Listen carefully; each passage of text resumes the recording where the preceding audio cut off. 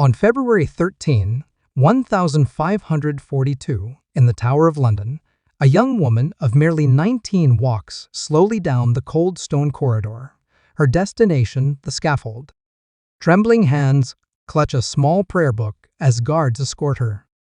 Catherine Howard, the fifth wife of Henry VIII, is about to face the executioner's axe. The night before, she had asked for the execution block to be brought to her cell, spending hours practicing how to position her head, a disturbing gesture revealing her desperation. How could a young woman, who had been Queen of England just 18 months earlier, end like this? What led her from palace to scaffold in such a short time?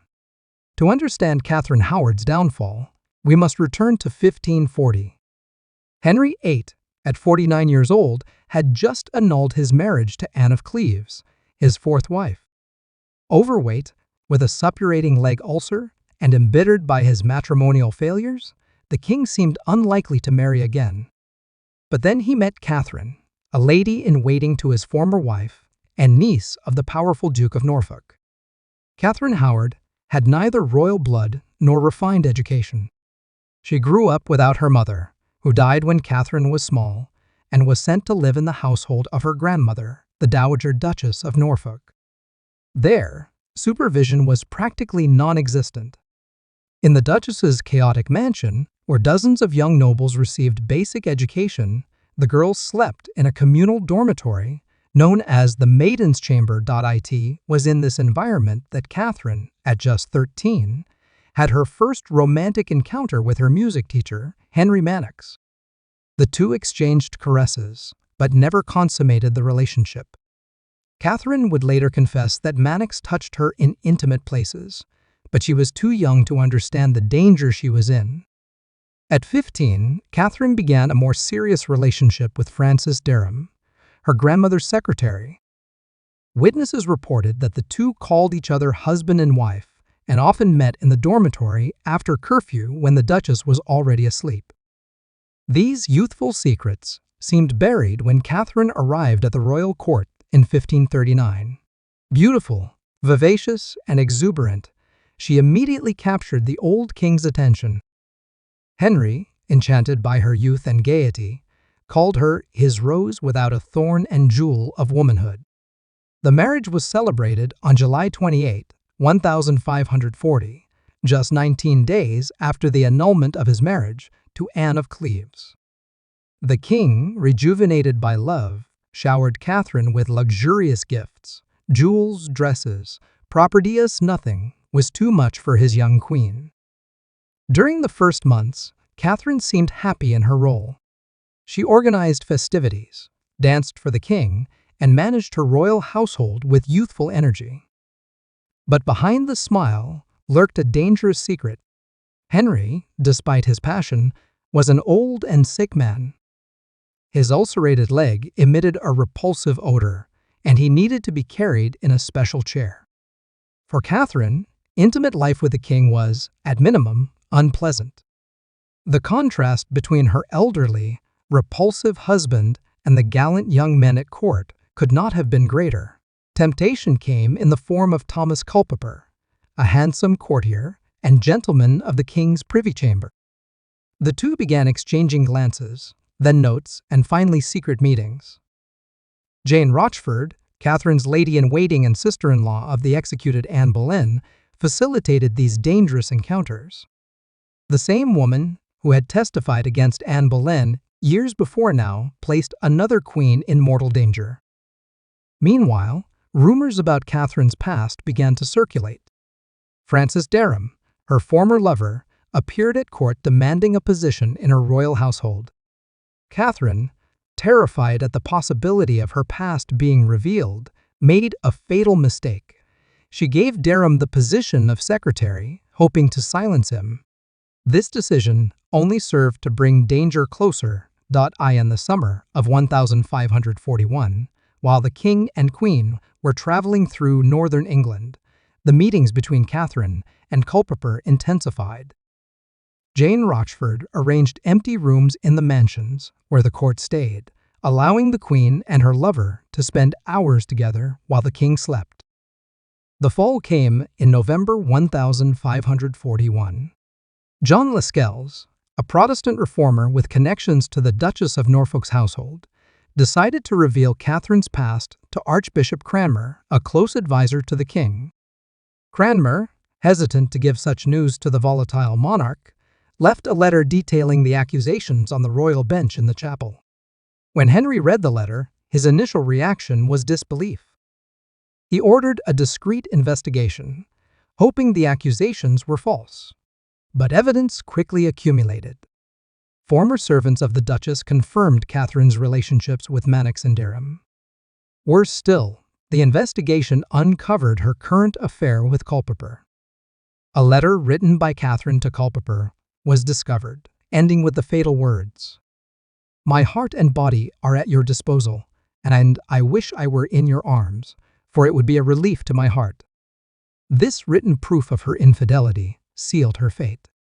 Henry, upon discovering the betrayal by the woman he considered pure and innocent, was devastated. Witnesses report that he wept openly before his council, demanding a sword to kill the queen with his own hands. Then, in a fit of rage, he left Hampton Court in the middle of the night, refusing to see Catherine again.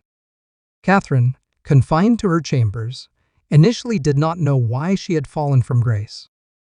When informed of the accusations, she tried to run through the palace corridors to beg the king for forgiveness, desperately shouting his name. The guards stopped her and took her back to her chambers, which were now her prison. On November 7, 1541, Catherine was stripped of her title as queen and transferred to Sion Abbey. There, during interrogations, she confessed her premarital relationship with Derham, but vehemently denied having committed adultery with Culpeper. Her denials were not enough. Derham and Culpeper were arrested and tortured. Under torture, Culpeper admitted to desiring carnal knowledge of the queen, although he never explicitly confessed that they had consummated the relationship. The two men were executed in December. Culpeper, being noble, had the privilege of beheading, while Derham suffered the full punishment for treason, hanged, disemboweled, and quartered while still conscious. In January 1542, Parliament passed an Act of Attainder against Catherine, condemning her for treason without a formal trial. The law declared that it was treason for a queen not to reveal her sexual past to the king before marriage, and also that a queen could commit treason simply by the intention of adultery. Catherine, now barely 19, remained detained in the Tower of London for days, awaiting the king's final decision. Henry, still deeply hurt, signed the death warrant. In the days leading up to her execution, Catherine reportedly practiced repeatedly how to place her head on the block, a desperate attempt to die with dignity. On February 13, 1542, the scaffold was prepared in the same area where Anne Boleyn, her cousin, met her end 6 years earlier. Unlike Anne, who died with dignity and eloquence, Catherine Howard was almost delirious with terror. Witnesses report that she had to be practically carried to the scaffold, her legs giving way under the weight of fear. Her last words were simple, "I die a queen, but I would rather die the wife of Culpeper." She then asked the executioner to hurry. A single blow of the axe separated her head from her body. Henry's rose without a thorn, beheaded before reaching 20 years of age. Catherine's body was buried without ceremony in the chapel of St. Peter ad Vincula inside the Tower of London, near the remains of her cousin, Anne Boleyn. Henry forbade official mourning, and all portraits and symbols of Catherine were removed from the royal palaces. What is Catherine Howard's legacy?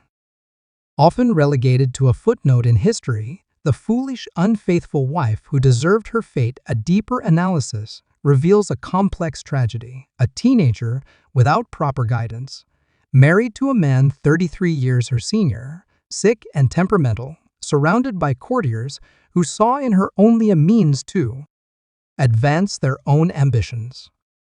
The case of Catherine Howard prompted changes in English laws on treason. The new definition, which considered it treason for a queen not to disclose previous relationships, remained in the law books for more than a century. Henry never fully recovered from this betrayal, although he married a sixth time to Catherine Parr. He became even more bitter and tyrannical in the last years of his reign. Catherine's grave remained unmarked for centuries until Queen Victoria ordered memorial plaques to be placed to mark the burial sites of royal victims inside the tower. Today, a simple plaque marks the approximate place where her young body was laid. The story of Catherine Howard is a somber reminder of the fate of women in the hands of powerful men, of the danger of youth without guidance, and of the relentless nature of royal power in Tudor England. She entered history as the queen who lost her head for love, but perhaps she might better be remembered as a victim of the politics and morality of her time, a teenager who, for a brief moment, wore a crown, only to end under the executioner's axe.